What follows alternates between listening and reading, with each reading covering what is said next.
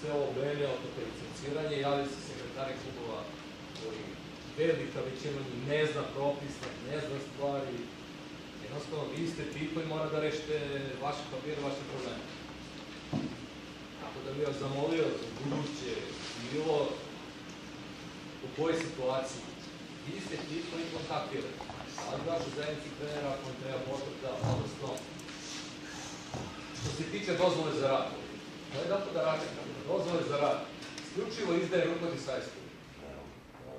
Znači, zajednica trenera nema nikakve veze sa dozvolama, izuzev što od nje tražite potvrdu, to je jedno 6 dokumenta da vam izda, a to je da ste bili na seminaru.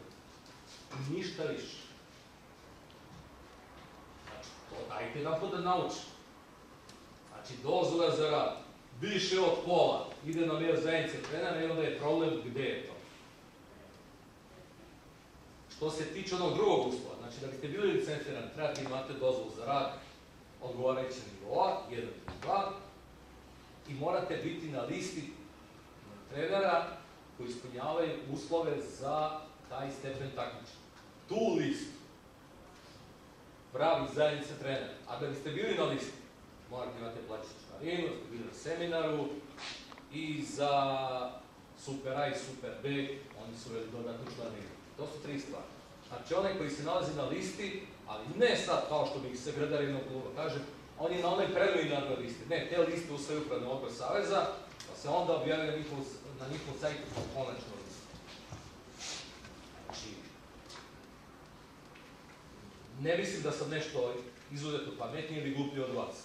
A i to je toliko prosta stvar, a tolika fama vlada, da je to, ne znam, toliko teško, komplikovano, u stvari teško je komplikovano onom koji ne zna propis.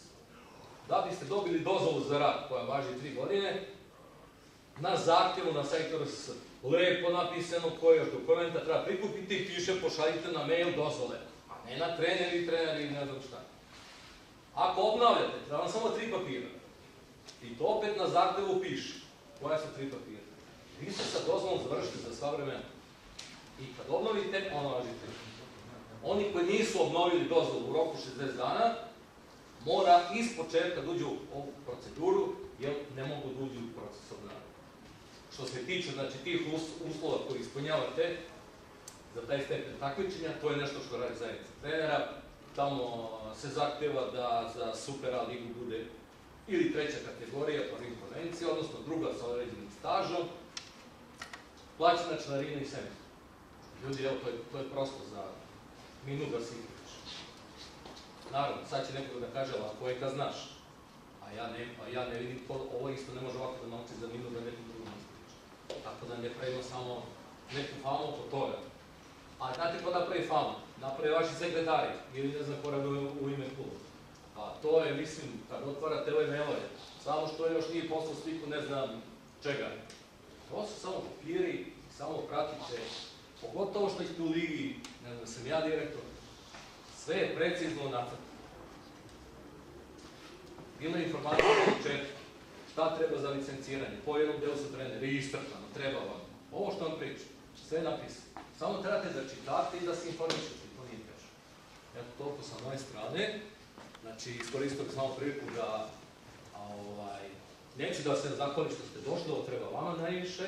Lepo je što ste došli u ovolikom broju, što je bilo i pitanje i diskusije. Zahvalio bih se i predstavnicima zajednice sudijskih i kontrolora, jer mislim da smo ovdje svi na zajedničnom zadatku, a to jeste da liga protekne regularno i da imamo što manje problema u savjetovanju. Tako da bih ja sad zamolio, idemo ovde u ovom delu da napravimo jednu zajedničku sliku. Nakon toga sam rekao Đorđevića i Zobanović se zamolio da budu ovde, ali ostali možda se poslužite pićem. Ovaj popije viski, evo ima, jedino bi zamolio Bata Bergu da on otvori viski. A idemo prvo da napravimo ovu sliku. Znači, možete da sedete na ove stolice, a gore možete da se